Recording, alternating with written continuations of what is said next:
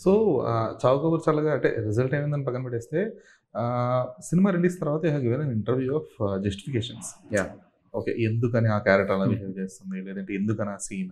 Yeah! Yeah! చాలా so, అంటే what I personally believe is అంటే ఒక సీన్‌లో ఎమోషన్ గాని, లేదంటే ఒక క్యారెక్టర్ తాలూకా జర్నీని లేదంటే బిహేవియర్‌ని గాని ఎక్స్‌ప్లెయిన్ చేయాల్సిన అవసరం వచ్చిందంటే ఇట్ ఈస్ ఐదర్ జనాలు కరెక్ట్‌గా అర్థం చేసుకోలేకపోయారనా? లేదంటే ఐదర్ దర్శకుడన్నా సరే ప్రాపర్‌గా దాన్ని ఎగ్జిక్యూట్ చేయలేదనా?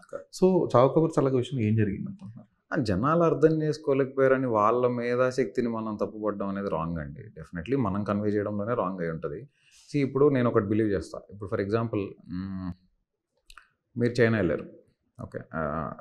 నేను వెజిటేరియన్. ఓకే. నేను చైనా ఎళ్ళా. నాకు తీసుకొచ్చి నా ముందు ఒక ఏదో నాన్ వెజ్ డిష్ ఒక స్నేకో లేకపోతే ఏదో తీసుకొచ్చి పెట్టాడు. ఏంట్రా ఇది అని చెప్పి నాకు నచ్చలేదంట. That doesn't mean it's not food. వాళ్ళు తింటారది. నేను తినను. సో, లైక్ థట్ సినిమా గూడా ఏంటంటే ఎవ్రీబడీ హ్యాస్ వన్ టేస్ట్. ఆళ్ళ టేస్ట్‌కి తగ్గట్టు మనం కేటర్ చేయాలి తప్ప, నేను తీసుకొచ్చి పెట్టిందే నువ్వు తినాలని చెప్పలేము గదా! సో, అలానే ఇక్కడేం కావాలో అదే వండాలి. అలా సమ్‌వేర్ పైగా అలా అని మనోళ్ళు అలాంటి సినిమాలు యాక్సెప్ట్ చేయరా అంటే 'స్వాతిముత్యం' లాంటి ఎగ్జాంపుల్స్ ఉన్నాయి మనకి. సో, అలా అని ఏం లేదు. వాళ్ళు మనం కరెక్ట్‌గా చెప్తే యాక్సెప్ట్ చేస్తారు. ఎక్కడో మేమే మిస్ అయ్యాం స్క్రీన్ ప్లేలో